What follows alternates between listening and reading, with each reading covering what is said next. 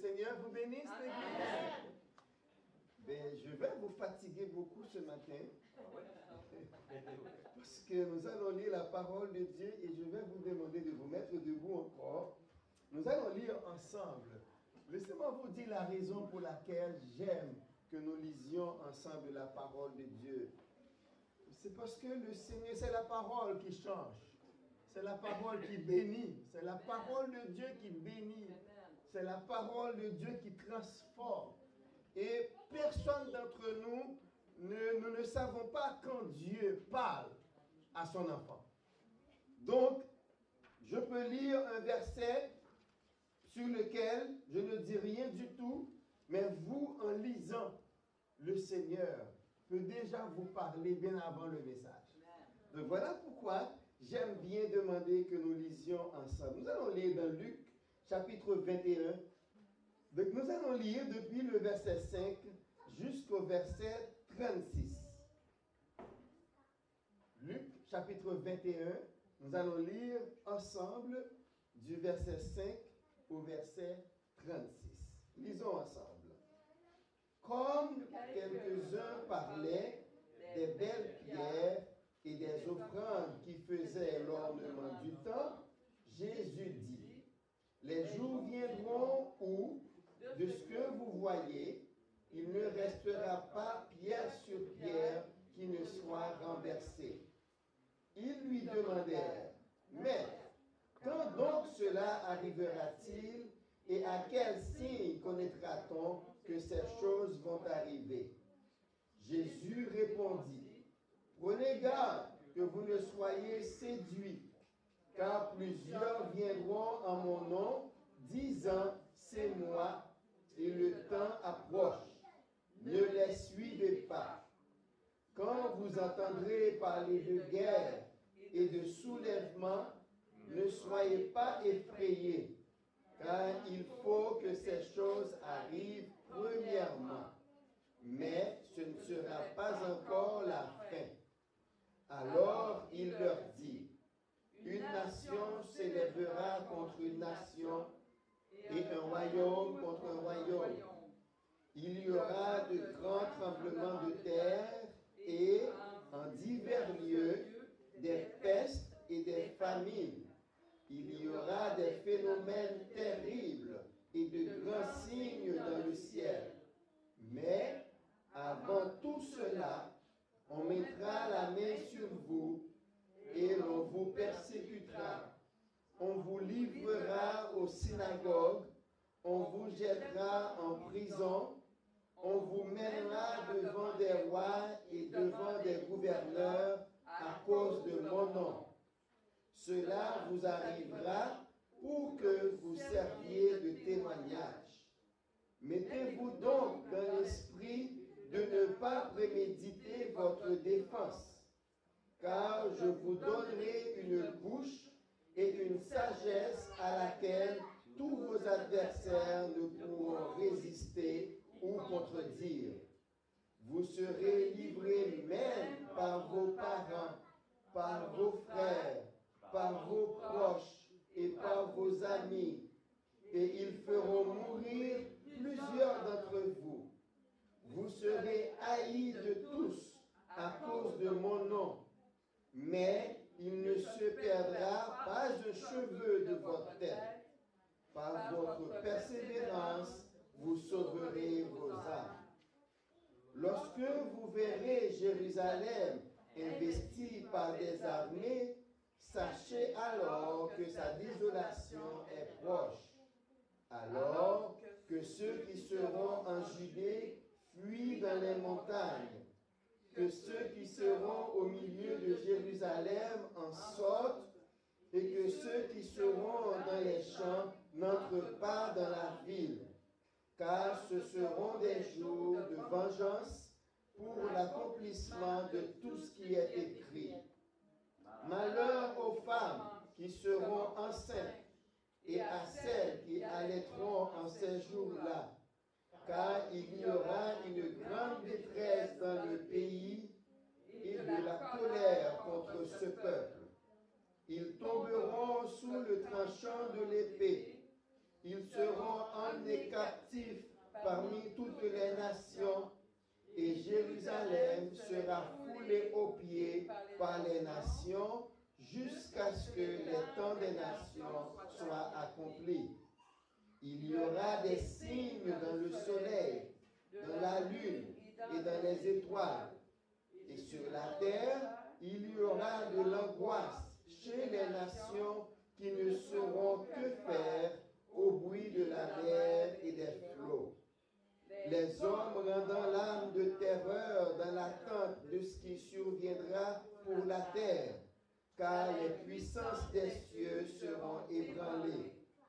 Alors on verra le Fils de l'homme venant sur une nuée avec puissance et une grande gloire.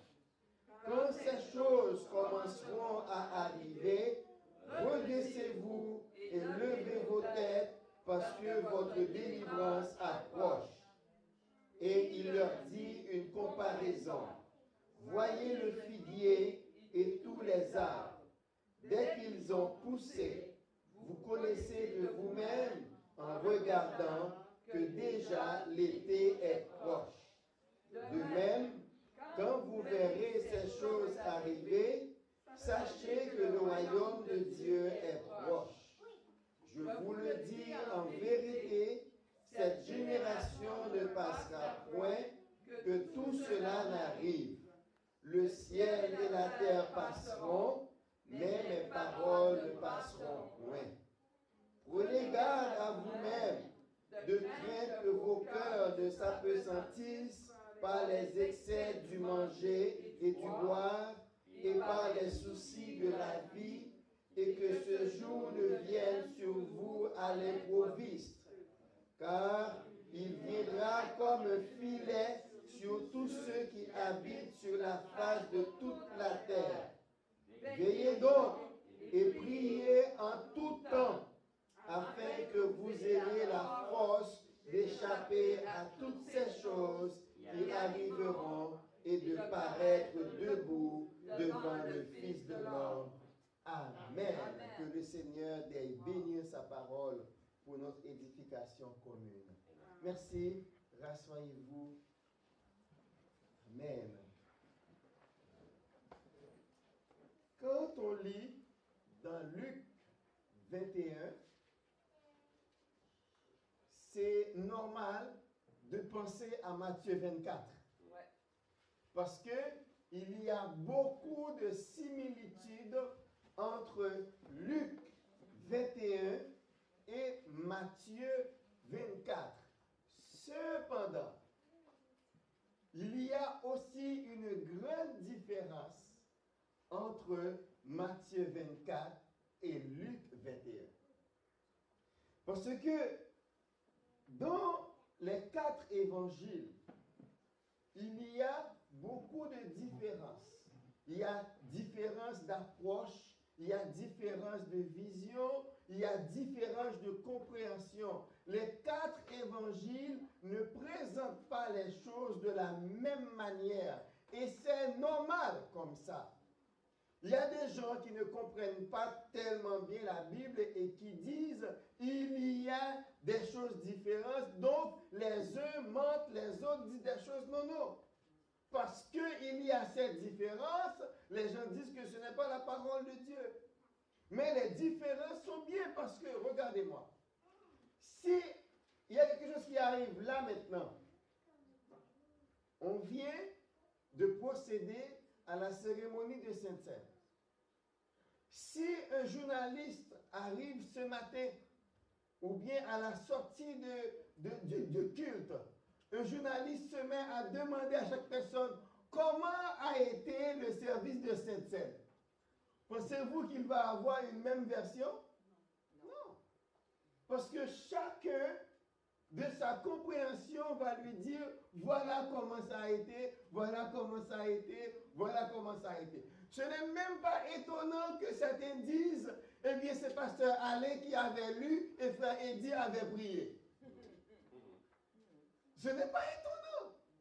Mais parce que nous ne voyons pas les choses de la même manière, nous n'avons pas la même capacité à nous rappeler des choses. Mais de même aussi, les évangélistes, Matthieu, Marc, Luc et Jean, tout en rapportant ce que Jésus-Christ a fait et ce que Jésus-Christ a dit, eh bien, c'est normal qu'ils le rappellent, qu'il y ait de différences de point de vue de ce qu'ils rapportent, et c'est très bien comme ça. Donc, dans Luc 21, Jésus-Christ parle de deux choses. Il parle de la destruction de Jérusalem, donc du temple, et il parle de son deuxième retour, de son retour en chair. Luc 21 ne traite pas de l'enlèvement de l'Église. Vous allez retrouver un enseignement dans Luc sur l'enlèvement de l'Église dans Luc 17. Si vous voulez, nous pouvons regarder ensemble Luc 17 qui se rapproche beaucoup mieux de Matthieu 24. Quand nous lisons dans Luc 17, versets 22 à 37, c'est là où vous allez retrouver un enseignement qui a rapport avec, oui, la fin des temps, également la destruction de Jérusalem, mais aussi de l'enlèvement de l'Église. Je lis pour vous. Et il dit aux disciples, « Des jours viendront où vous désirerez voir l'un des jours du Fils de l'homme, et vous ne le verrez point. On vous dira, il est ici, il est là, n'y allez pas. Ne courez pas après, car comme l'éclair resplendit et brille d'une extrémité du ciel à l'autre, ainsi sera le Fils de l'homme en son jour. » Ça nous rappelle Marc 13 et Matthieu 24. Mais il faut auparavant qu'il souffre beaucoup et qu'il soit rejeté par cette génération. Là, quand même, il parle de sa mort, de son rejet. Ce qui arrivera du temps de Noé, verset 26, arrivera de même au jour du Fils de l'homme. Les hommes mangeaient, buvaient, se mariaient et mariaient leurs enfants jusqu'au jour où Noé entra dans l'âge. Le déluge vint et les fit tous périr. Ce qui arriva du temps de Lot arrivera pareillement. Les hommes mangeaient, buvaient, achetaient, vendaient, plantaient, bâtissaient. Mais le jour où Lot sortit de Sodome, une pluie de feu et de soufre tomba du ciel et les fit tous périr. Il en sera de même le jour où le Fils de l'homme paraîtra. En ce jour-là, que celui qui sera sur le toit, et on retrouve les mêmes choses, et qui aura ses effets dans la maison, ne descende pas pour les prendre, et que celui qui sera dans les champs ne retourne pas non plus en arrière. Souvenez-vous de la femme de Lot. Celui qui cherchera à sauver sa vie la perdra, et celui qui la perdra la retrouvera. Je vous le dis, en cette nuit-là, de deux personnes qui seront dans un même lit, l'une sera prise et l'autre laissée. De deux femmes qui mourront ensemble, l'une sera prise et l'autre laissée. De deux hommes qui seront dans un champ, l'un sera pris et l'autre laissé. Les disciples lui dirent, « Où sera Seigneur ?» Et il répondit, « Où sera le corps? Là s'assembleront les aigles. » En Luc 17, nous retrouvons un enseignement sur l'enlèvement de l'Église. Parce que quand on parle de deux hommes qui seront dans les champs, celui qui sera prêt, celui qui sera en Christ sera enlevé, celui qui ne le sera pas restera. Si les deux sont en Christ, tous les deux seront enlevés. De deux femmes qui mourront, si les deux sont en Christ, les deux seront prises. Mais si seulement une qui était en Christ, elle sera prise et l'autre sera laissée. Ça, c'est l'enlèvement de l'Église. Mais en Luc 21, on retrouve seulement un discours du Seigneur qui parle alternativement de la destruction de Jérusalem qui arriva en l'an 70 de notre ère. Il y a un général romain qui s'appelait Titus. il est rentré à Jérusalem et il a détruit le temple. Quand Jésus avait dit, il ne restera pas pierre sur pierre qui ne soit renversée, c'est parce qu'ils avaient brûlé le temple et le feu avait fait fondre l'or qui ornait le temple. Et les Romains, en cherchant l'or, ont renversé pierre après pierre. Pierre après pierre, parce que l'or fondu était coulé entre les pierres et il ne voulait rien laisser. Donc voilà comment cette prophétie de Jésus-Christ avait été réalisée. Mais il y a un principe de la Bible qu'on appelle la loi de la double référence. C'est quoi la loi de la double référence? Eh bien, c'est ce que nous retrouvons ici. Cette prédiction de Jésus avait un double accomplissement. Un accomplissement à brève échéance, c'était la destruction de Jérusalem, mais aussi il y avait une autre réalisation de cette prédiction, c'était le retour de Jésus-Christ. Donc, ici, quand on lit dans ce péricope, Luc 21, 5 à 36, on a le plan suivant. Jésus annonce la destruction de Jérusalem, versets 5 et 6. Les disciples demandent quand cela se produira, au verset 7. Et versets 8 à 11, Jésus donne d'abord un aperçu général des événements qui précéderont sa seconde venue. Au lieu de répondre directement aux disciples pour lui dire « Voici comment ça va se faire », mais il prend le temps de parler de sa seconde venue. Oui, la seconde venue de Jésus-Christ sera accompagnée de signes. Signes sur la terre. Le premier signe que Jésus-Christ a donné, c'est la séduction et l'apostasie. Il y aura des gens qui vont venir pour séduire les gens, pour vous dire, c'est moi le Christ. Savez-vous, actuellement, il y a déjà plusieurs faux Christ. Il y a un aux États-Unis, il y a un au Brésil. Ce sont des gens qui se disent prophètes, qui se disent même le Christ. Il y a un actuellement aux États-Unis, il dit, c'est moi, Jésus-Christ. Et il se promène. Et aussi, ils font beaucoup d'argent. Parce que vous savez, les hommes aiment beaucoup suivre ces gens-là. Il y a près de 8 faux Christ à travers le monde actuellement. Il y en a en Asie, il y en a en Chine, il y a en Amérique du Sud, il y a en Amérique du Nord, il y a en Europe. Il y a actuellement 8 faux Christ. Des gens qui disent, c'est moi, le Christ. La séduction. Jésus-Christ a donné comme premier signe. J'ai noté qu'il y a 9 signes que Jésus-Christ a donné, des choses qui vont se réaliser avant qu'il ne revienne physiquement.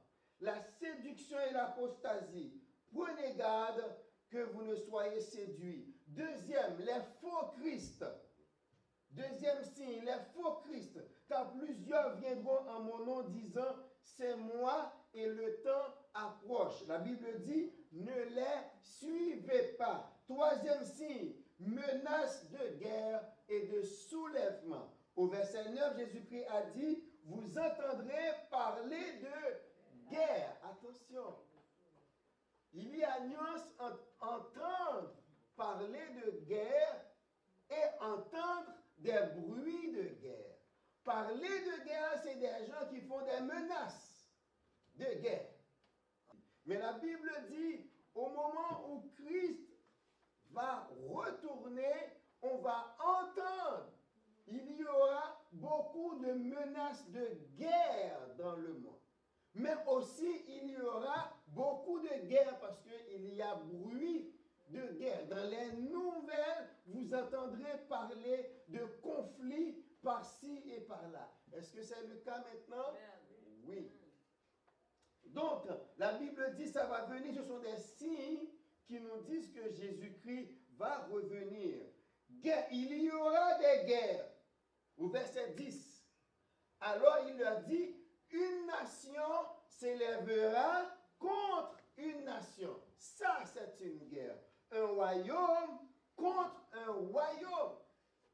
Donc, il y aura des guerres dans le monde, des catastrophes naturelles, des cataclysmes naturels. Il y aura de grands tremblements de terre et en divers lieux, des pestes, des maladies et des famines. Ce sont des choses qu'on entend tout le temps. Laissez-moi vous dire que ce matin, je ne veux pas être alarmiste.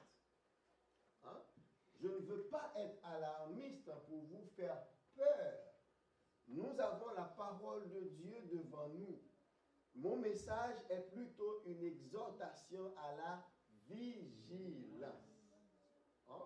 Ce n'est pas pour rien que Jésus-Christ a permis que ces choses soient écrites pour que nous puissions les lire aujourd'hui. Il y aura des catastrophes naturelles. Jésus-Christ en parle. Des tremblements de terre en divers lieux, des pestes, des maladies et des famines. Vous allez me dire, on a toujours eu des maladies, on a toujours eu des famines, je suis d'accord avec vous, mais depuis en mars dernier, il y a une qui fait beaucoup de bruit. Ce coronavirus qui frappe à l'état pandémique, et vraiment, tout le monde est étonné. Comment se fait-il qu'en rien de temps, le monde entier est touché? Donc, c'est une idée que le Seigneur nous donne. On disait, mais non, il n'y aura pas de grandes choses parce qu'on a toujours eu des tribulations. Oui, mais des tribulations régionales. Quelque chose peut frapper dans un endroit, mais d'autres endroits sont épargnés. Il y a des choses qui se passaient en Afrique quand il y avait la grande famine en Éthiopie. C'était seulement Éthiopie. Donc il nous dit, quand la Bible parle, ça peut frapper partout en même temps. C'est ce qui va faire que c'est une grande tribulation. Parce que c'est le monde entier qui va être frappé en même temps. Ce n'est pas régional. Ce n'est pas seulement sur un plan national, mais ça va être mondial. C'est ce qui va faire que c'est une grande tribulation. La Bible dit aussi au verset 6e signe que Jésus-Christ a donné, toujours au verset 11, des phénomènes célestes. Il y aura des phénomènes terribles, de grands signes dans le ciel. Et à partir de là, Jésus-Christ a pris une pause dans son enseignement pour dire, vous savez, avant que tout cela n'arrive, avant que ces signes se produisent, eh bien, il y aura un autre signe. C'est que on mettra la main sur vous. Vous ne serez pas les gens les plus aimés du monde. Vous ne serez pas, alors c'est nous ne serons pas les gens les plus aimés de la terre. Et on le voit pour le moment. Est-ce qu'on vous permet de parler de Jésus? Si quelqu'un veut perdre son emploi, qu'il entre au travail demain matin et proclame le nom de Jésus. Quand vous entrez Jésus dans la conversation, ça change, les tempéraments changent. Parce que c'est Jésus qui a tout pouvoir. C'est au nom de Jésus que Satan se met à genoux. La Bible dit c'est au nom de Jésus tout genou fléchira et que toutes les lèvres confesseront qu'il est Seigneur. Et il lui a dit, j'ai reçu tout pouvoir. Tout pouvoir m'a été donné dans les cieux et sur la terre. Voilà pourquoi le monde a des difficultés avec le nom de Jésus. Quand vous dites que vous êtes chrétien, pas de s'amuser avec ça parce que le mot chrétien veut dire celui qui suit Christ et qui imite Christ.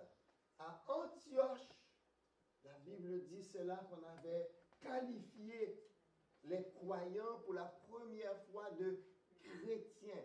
Et ce n'était pas un mot gentil. J'aimerais vous le dire. Ce n'était pas un mot gentil quand on appelait les croyants petits Christ. C'était pour les humilier. Ah, toi, tu as une sorte de petit Christ. Tu fais comme Christ. Mais tu as vu ce qui est arrivé? Ça va vous arriver aussi, espèce de petit Christ. Et avec le temps, le mot a pris de l'ampleur. Hein? Mais le mot aussi a perdu de sa signification. C'est comme pour beaucoup de mots, comme pour gentleman. Dans le temps, quelqu'un qui était un gentleman, ça voulait dire quelque chose. Mais maintenant, on le dit à tout bout de champ.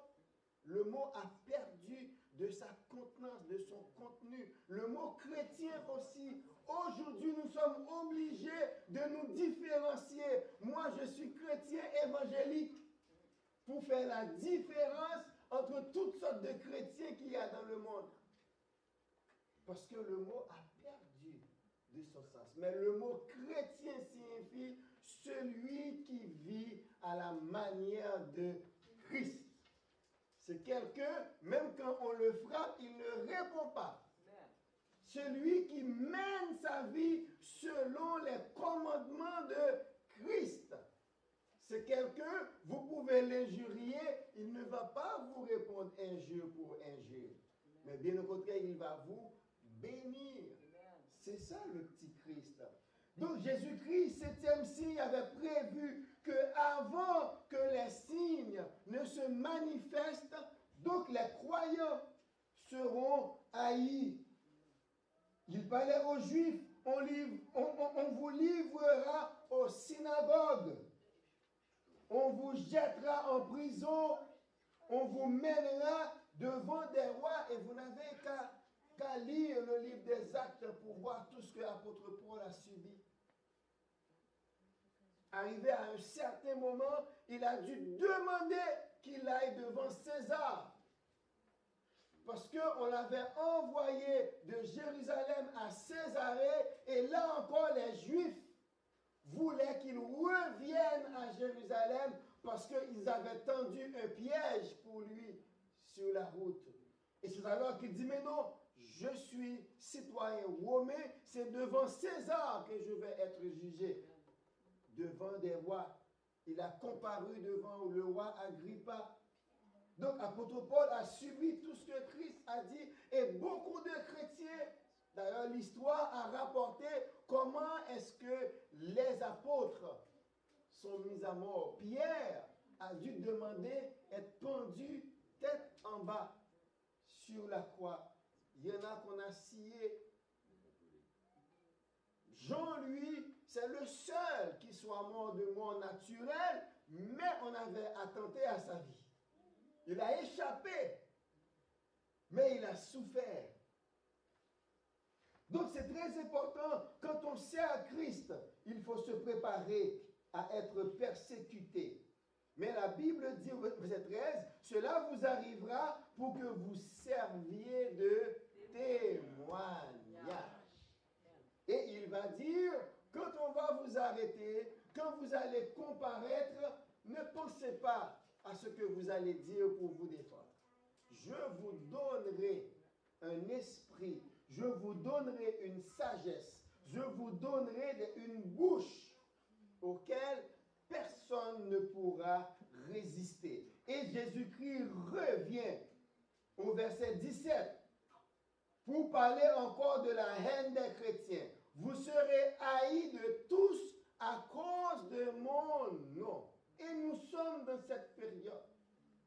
Quand on sait que vous lisez la Bible, eh bien vous devez faire beaucoup d'efforts pour prouver à tous que celui qui lit la parole de Dieu a beaucoup plus de connaissances que n'importe quelle autre personne.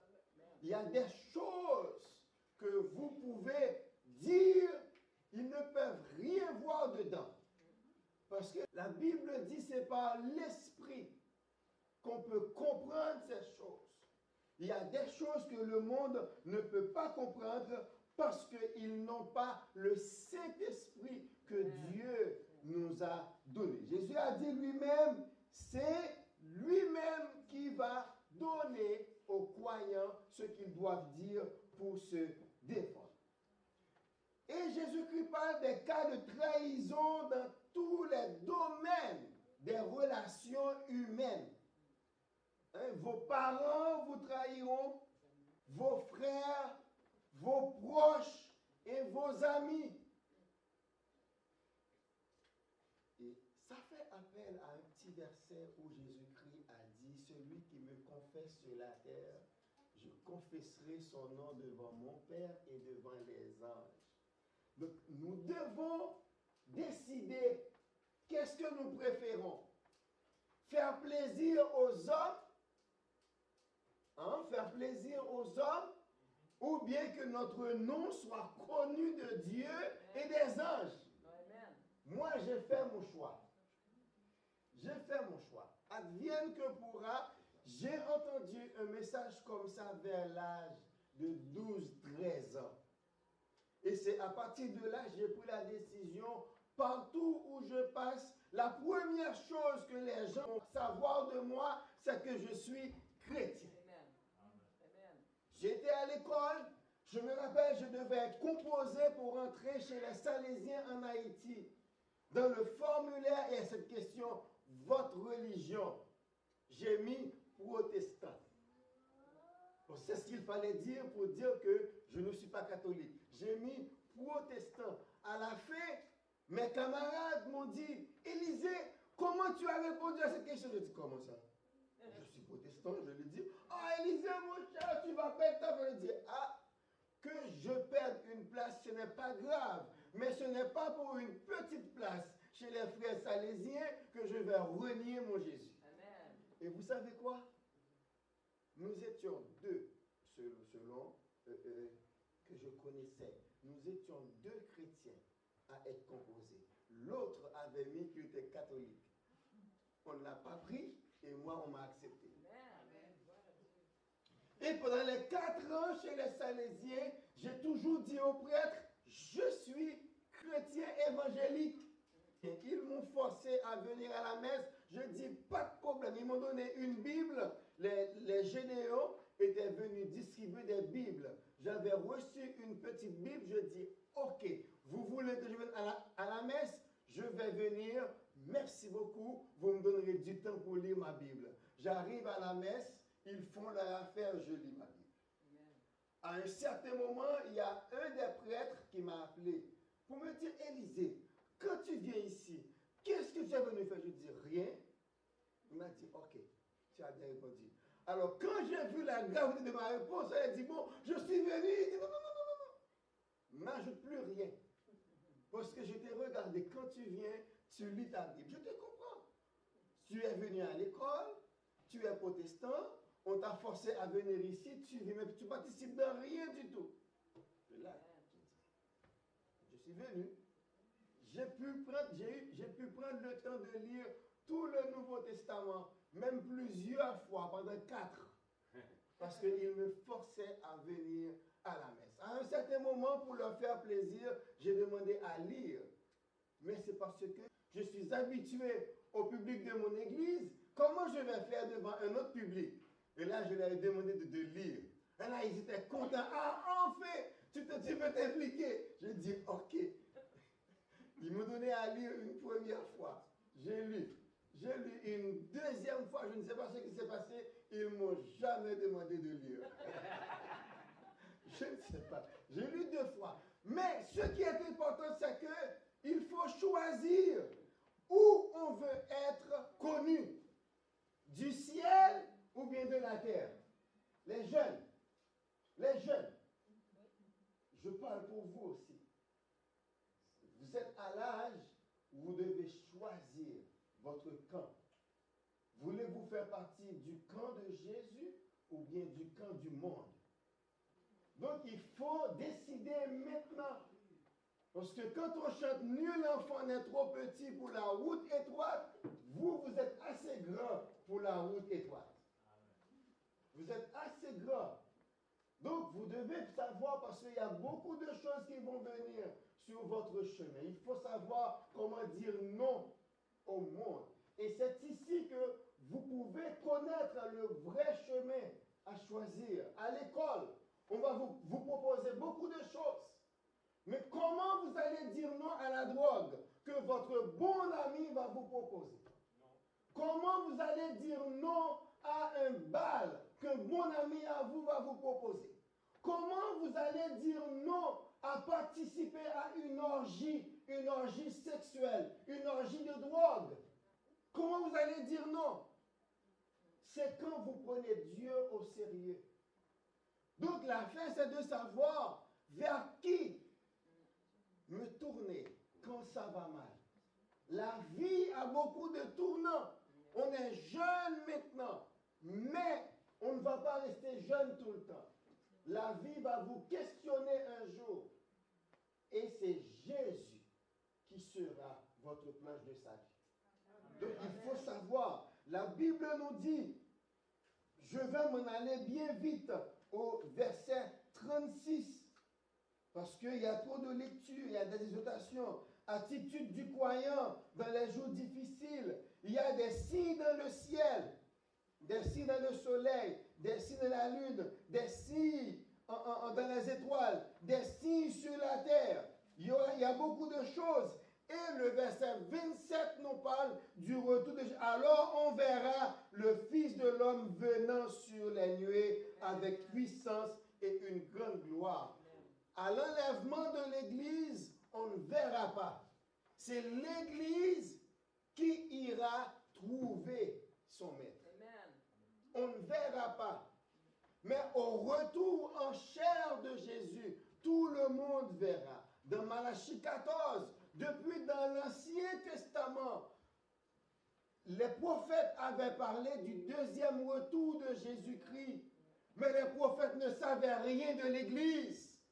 Voilà pourquoi l'histoire de l'Église est différente de l'histoire du peuple d'Israël. Le retour de Jésus-Christ, c'est pour le peuple d'Israël et les nations, pas pour l'Église. Le deuxième retour de Jésus-Christ, c'est pour le peuple d'Israël et les nations, pas pour l'Église, parce que l'Église aura été enlevée. Nous qui faisons partie de l'Église, on n'attend pas le deuxième retour de Jésus-Christ, on attend l'enlèvement de l'Église. C'est ça le rendez-vous que nous avons avec Dieu, avec Jésus-Christ. Notre histoire a commencé depuis la Pentecôte, tandis que l'histoire du peuple d'Israël a commencé avec Abraham pour terminer au retour de Jésus. Notre histoire a commencé en acte 2, la Pentecôte, et ça va se terminer à l'enlèvement de l'Église. On n'a pas le même rendez-vous que le monde. On n'a pas le même rendez-vous que le monde. Nous nous préparons à être enlevés. Donc, ce qui se dit dans Luc 21, c'est pour les Juifs et le monde, pas pour l'Église. Vous allez retrouver l'enseignement pour l'Église dans Matthieu 24, Luc 17 et Marc 13, qui parlent de l'enlèvement de l'Église. D'où ici vient notre conclusion pour ce matin. La parole nous dit, priez et veillez. Luc 21, 36. Veillez donc et priez À tout temps. Voilà. Comment? En Tout temps. temps. Matin, midi et soir seulement? Non. En tout temps. Donc, on ne peut pas être des CDM. Savez-vous ce que c'est? Les CDM? Des chrétiens du dimanche matin. On ne peut pas être des CDM, des chrétiens du dimanche matin, mais on doit être des chrétiens en tout temps. Des CTT, chrétiens en tout temps. Nous sommes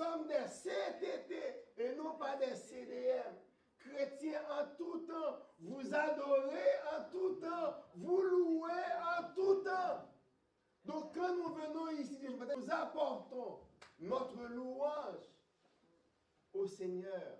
Donc la Bible dit, veillez et priez en tout temps, afin que vous ayez la force d'échapper à toutes ces choses qui arriveront. Quand Jésus-Christ avait donné cet enseignement, il y avait des Juifs qui ne le prenaient pas au sérieux. La même chose qui s'était passée en Exode chapitre 8. En Exode chapitre 8, nous retrouvons Moïse et Aaron devant Pharaon. L'Éternel dit à Moïse et Pharaon, dit à Pharaon, demain, je vais faire tomber une sorte de grêle sur tous les bétails, sur tous les serviteurs qui seront dans les champs. Demande-leur de mettre leurs serviteurs et leurs bétail en sécurité. La parole nous dit, les fonctionnaires de Pharaon qui avaient pris les paroles de Moïse, en conséquence, avaient mis leurs serviteurs et leurs bétail en sécurité.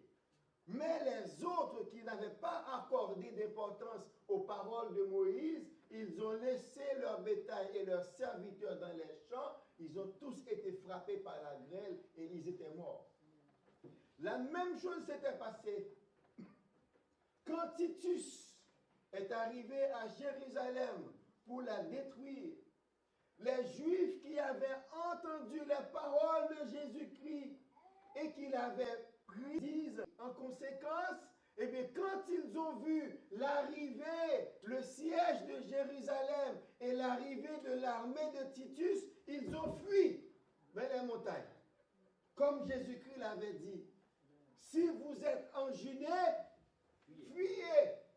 Si vous êtes dans les champs, n'entrez pas à Jérusalem. Et bien tous ceux-là qui avaient pris la parole de Jésus-Christ en conséquence, ils ont fui et ils ont eu la vie sauve.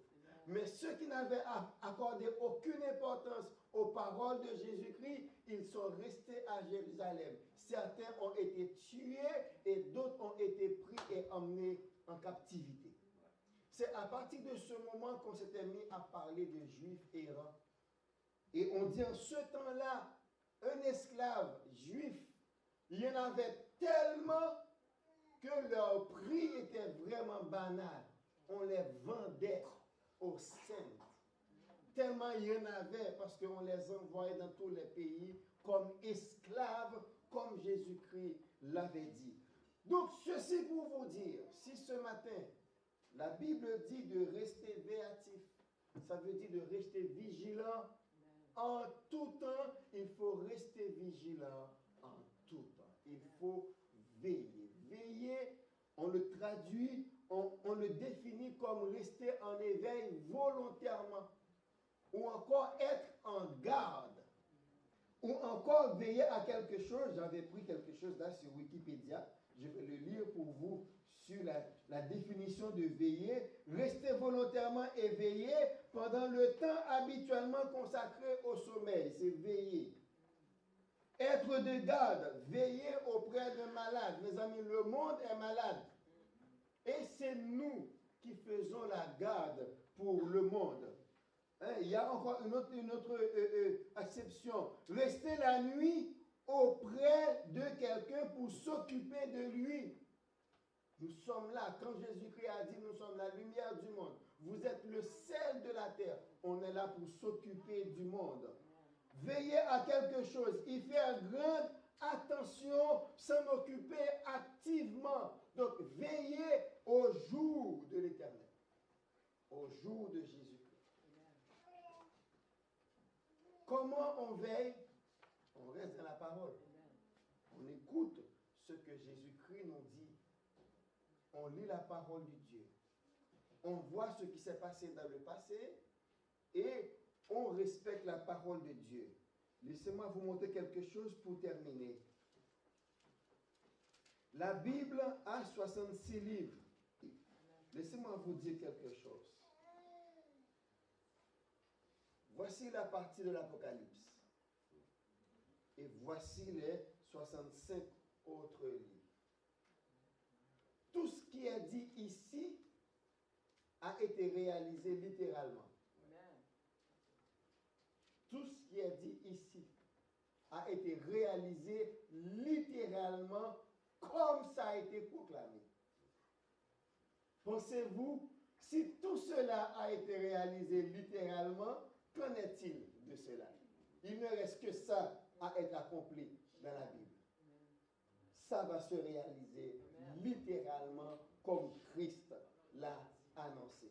Donc voilà pourquoi la Bible nous demande de rester véatif, de veiller, de rester vigilant et voir ce qui se passe dans le monde. Nous vivons la pandémie comme tout le monde. Nous écoutons les nouvelles comme tout le monde. Mais nous ne les traitons pas comme tout le monde. Nous traitons les nouvelles à la manière de la Bible. Voilà pourquoi on peut rester calme. On savait que ça allait venir. Nous prions pour les malades, mais on ne s'alarme pas. Amen. On va se mettre debout et nous allons prier pour que le Seigneur nous aide dans cette vigilance, dans cette vigile, pour que nous puissions rester vraiment debout pour regarder ce qui va arriver et regarder réaliser également la parole de Jésus-Christ. Cher Seigneur, merci pour ta parole ce matin. Merci d'avoir emmené tes enfants ici et les exposer à cette parole. Papa, il y a plusieurs choses qui doivent arriver. Et papa, nous les voyons commencer. Ce n'est que le début des souffrances. Ce n'est que le début des calamités. Ce n'est que le début. Mais Père, puisque tu nous as dit de rester vigilants, de veiller, ta parole est vraie. Vraiment, Seigneur, ta parole est la vérité. Garde-nous dans ta paix. Garde-nous, Père, dans ta joie. Fais que, Père, nous puissions rester vraiment vigilants et proclamer, en proclamant l'évangile de grâce, l'évangile de notre salut.